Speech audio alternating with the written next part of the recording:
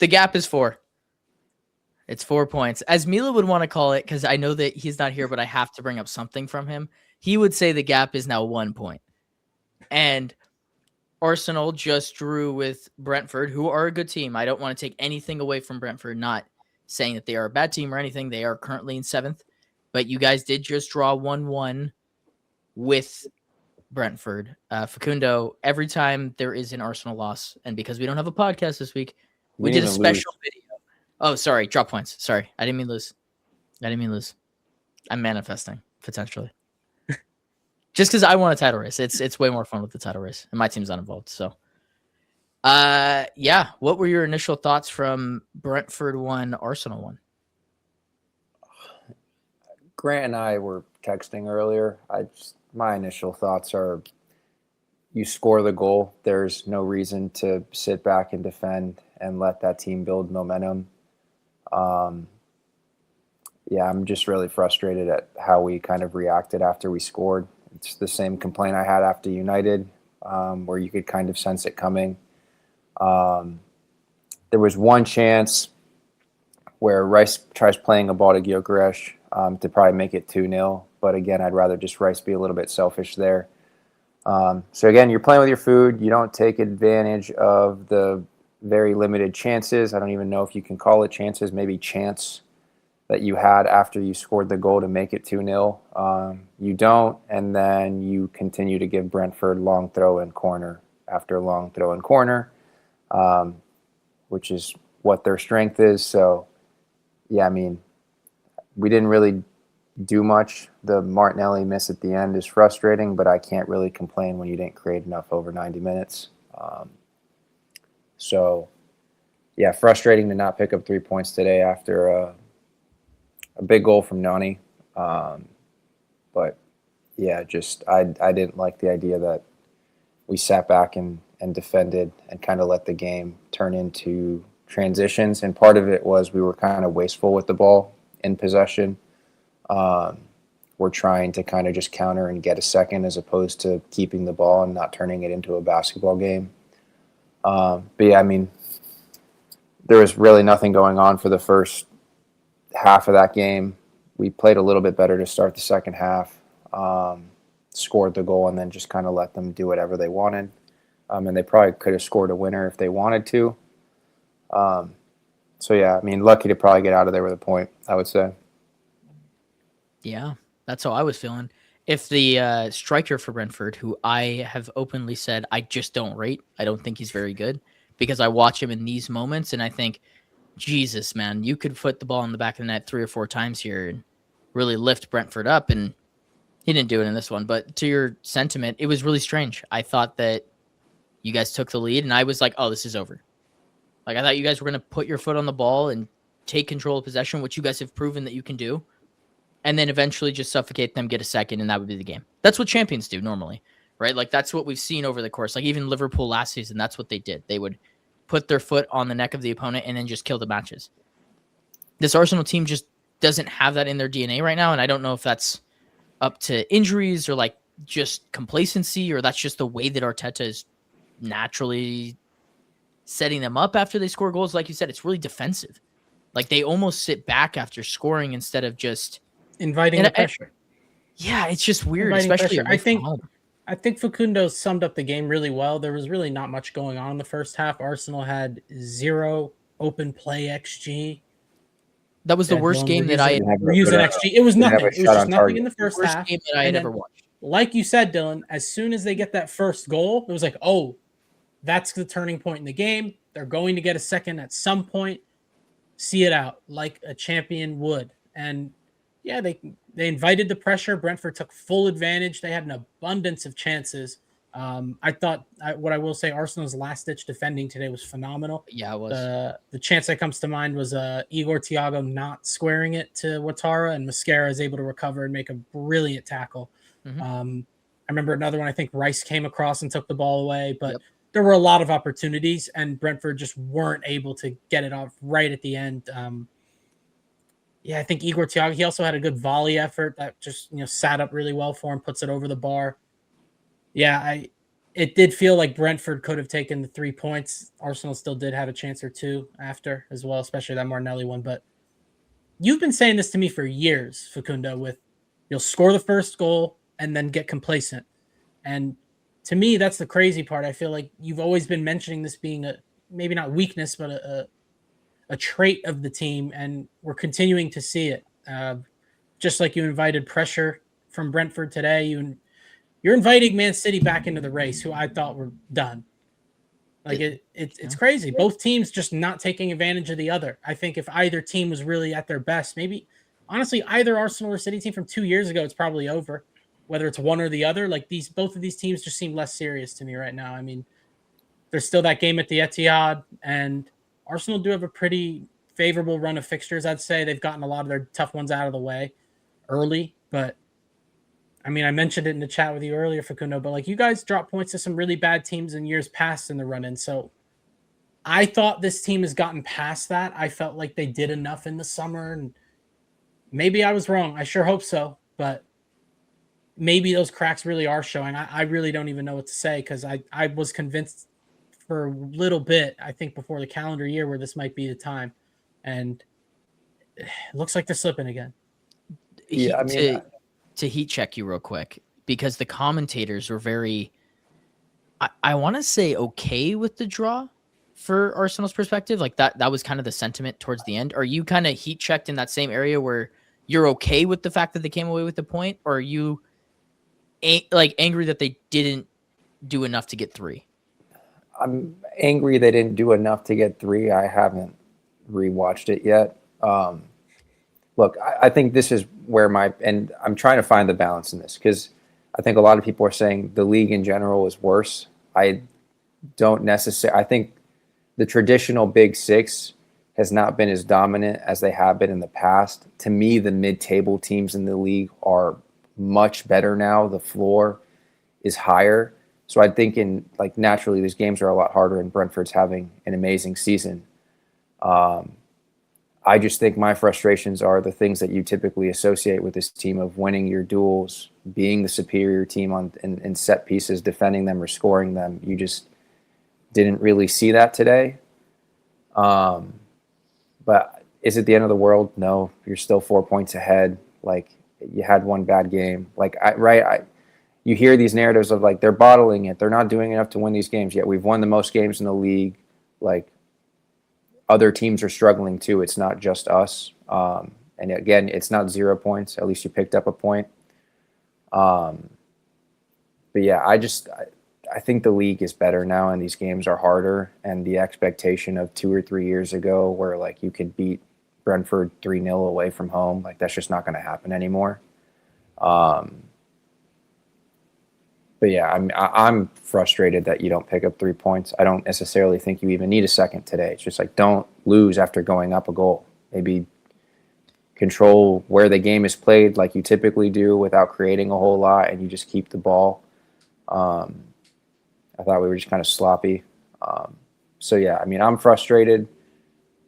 I don't think it's the end of the world. I think you keep on going. You drop points, whatever. You were away from home. Odegaard just came back. C.O.C kind of seemed useless today. I don't think he's fully healthy. Odegaard, after he got injured in the game, was honestly, it was like playing with 10 men. I think it was the same way in the first half.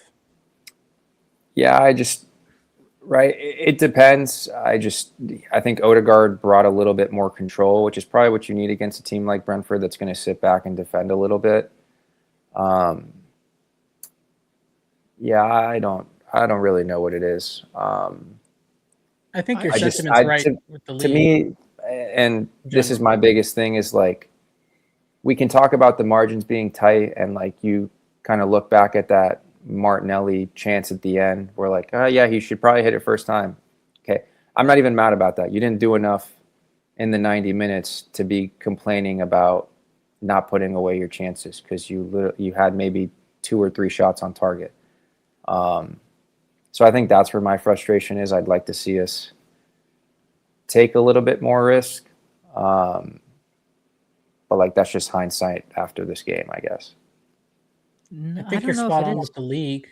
I think with the way the league is, yes, like I didn't even know Everton were in 8th, to be honest. They're 5 points off Liverpool, but just top to bottom, it's much more balanced. There's not these massive gaps in the table, really, bar obviously Burnley and Wolves, but from what, like 18th, really all like there's no huge gaps. The league is just very balanced in terms of the competitive nature. Like you said, the top 6 isn't as dominant, and then those mid-table teams are much stronger. You're seeing teams in the championship buying guys from top 5 leagues. Like it's insane. But yeah, I do think it's just the same problems starting to show up again, which I genuinely didn't see coming. I thought, again, maybe I don't think it's fair to put all the blame on Eze, but I do think that was like a huge signing for them to really, in my eyes, I was like, oh, that'll do it. That'll really be the last piece. But yeah, you're starting to see that same thing where it's just no creativity. They're not getting any chances, and you're really relying upon those set pieces. And when you play Brentford, those are the real set piece kings. Like those guys, like that is a lot of what they train. Their head coach is a literal set piece coach. This is his first time being a head coach. So those are the top dogs on set pieces. Those coyote long throws. I threw that tweet out, Dylan, but I would have taken out the dinosaurs if he was throwing meteors. I mean, those were nuts. We drew a game against them because of that. Same thing. His long throws are wicked. He threw the ball out of bounds from like 40 yards away, is what it felt like. It was ridiculous, but it's interesting. I think that the Arsenal point on just they haven't taken, I guess, their chances at running away with it, and I'm curious to see how that'll all come to fruition when it comes to competing on all fronts. 4 competitions is difficult, and doing that week in, week out when other teams aren't doing that, there's a certain level of fresh legs and all that stuff. So I'm curious to see and figure out how that'll all play out. But I want to start with Eze just a little bit because I have some sympathy for him. For a guy that played week in, week out for Palace and is being thrown into a completely different role and is not playing anywhere near starter minutes, I don't expect him to come into a match like this away from home that's a really competitive match, really physical match, and be up to the speed. He's not. When was the last time he played real competitive minutes? I mean, he got decent minutes at the end of the Leeds game. I just think his profile is more suited for the Champions League, where the games are in transition. I just think maybe I'm wrong here. I think you're trying to match Brentford physically. I think if Kai was available, he probably starts in the 10 in this game to match them. But is that the bigger concern, is that you're still relying on Kai Havertz, knowing that he hasn't been healthy for well over a year? No, because when he plays, he's been productive. But that's the issue, is he's not playing. So why are you still relying on Kai Havertz to be your engine? That shouldn't be the case. I don't think you're relying on Kai to be your engine. I think you're relying on Kai in games in which you have to win the physical battle first. Like Leeds, I think, is a perfect example of like what the ideal game plan would have been against Brentford. You start your physical guys, you sneak a couple of goals, you maybe go up 1 or 2, and then you bring on your technicians to kind of get through the rest of that game when they're chasing a goal to get back into it, and then you can punish them. I think ideally that's the game plan you would have lined up for Brentford. I mean, I agree. Eze should be playing more. I think he should be playing off the left. I'm just not the man. I'd like to see a little bit more attack. I don't think we're doing enough, creating enough chances to. Do you need more defensive solidity in a team that's already really good defensively? I was gonna say, I think just like the amount of attacking freedom your fullbacks have, like Timber in those areas just really isn't effective. Like the final ball, like the technical ability, like in from an attacking standpoint, that's just not him. Naturally, he was always a center back. He could ball carry really well from the back line. He inverted at the start when he first came over to Arsenal, but now he's like this attacking wing back. He's getting in positions that like Hakimi takes up. I feel like that might be play a part in it. I mean, you have the better perspective. You watch it much more than me, but even Hincapié to an extent. Calafiori and Lewis Skelly are really good in those areas to me, but some of these guys just feel shoehorned there. I mean, I think that's a byproduct of how teams play us. Like, I'm not mad at a very good defensive fullback learning to get better attacking to help his team. So I I agree. The end product, particularly on it, like his crossing, is just not great. But he gets himself into really good positions and could create a good chance. It's just the end product sometimes just isn't there. But today, I mean, that runs through the middle of the field practically as the 9, lays it off to Martinelli, and Martinelli probably should do better there. Yeah, I didn't think Timber was particularly good. I don't think anybody was particularly good today, to be completely honest with you. Yeah, it's just frustrating. There's enough attacking talent on this team to be creating a lot more than they are. But again, with the way the league is transitioning, like, I understand the cautious approach, and like, just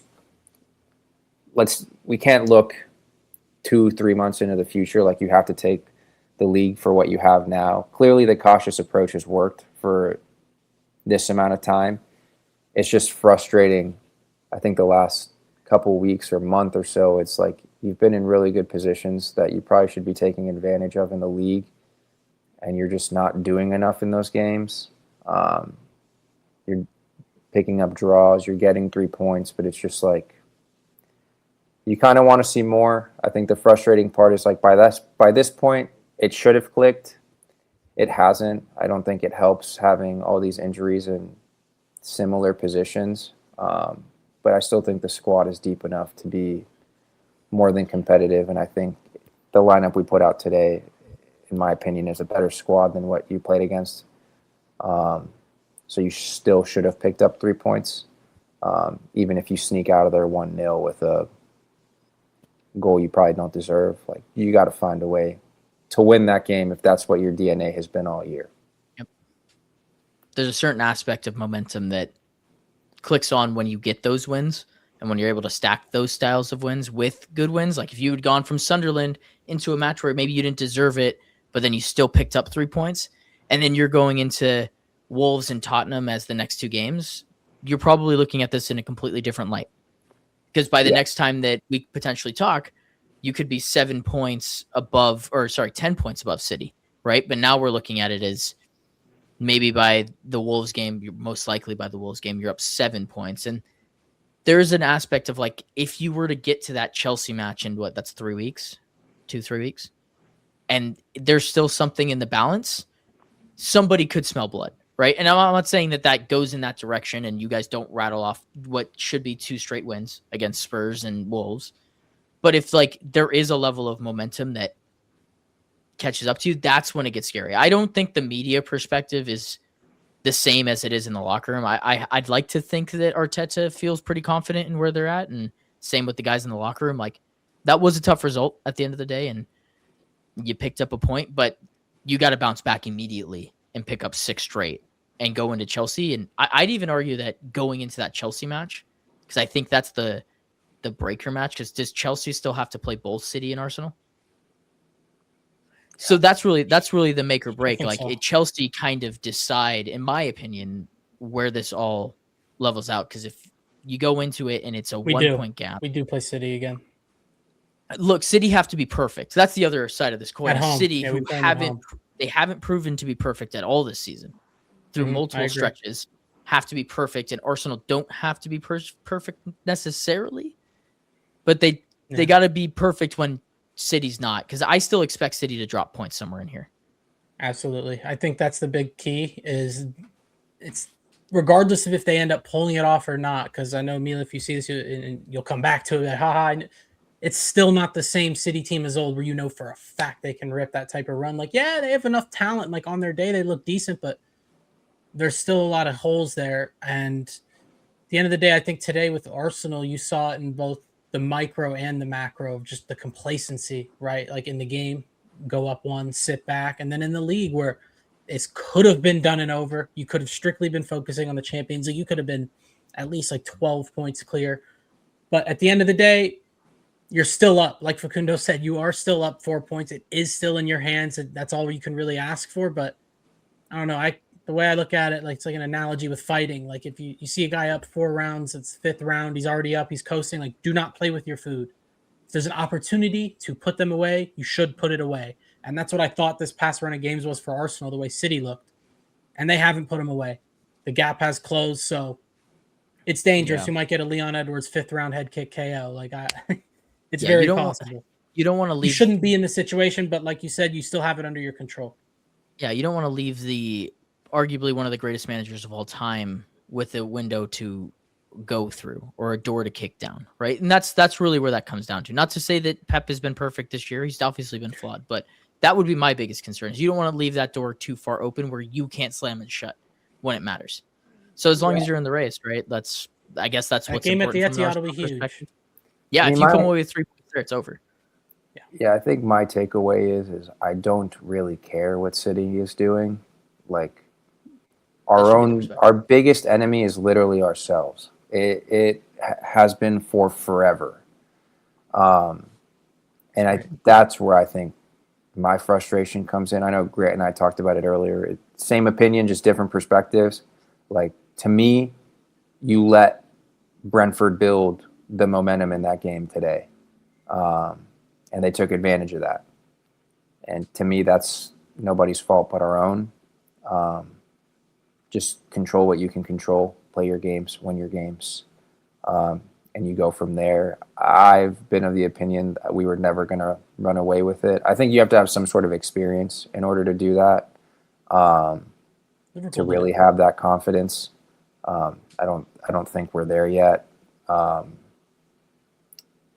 I don't know. I think we like to talk about the fine margins, and sometimes we play that style and we kind of do it to ourselves, which I don't necessarily think is a smart thing. Like the first 15 minutes of the second half were throw-ins were quick. We were getting the ball back into play. We were trying to do things from the middle and open play. Agreed.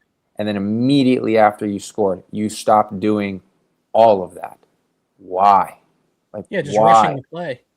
We're not even rushing to play. Like you're willing to sit back and I get it, right? Like you kind of want to just prepare yourself for what the opposing team is about to do at home, trying to get back into it. You kind of want to, if that's 2, 3 minutes, 5 minutes of you doing that, I'm completely fine with that. But don't concede that momentum. I think that's where my issue is, and I don't know.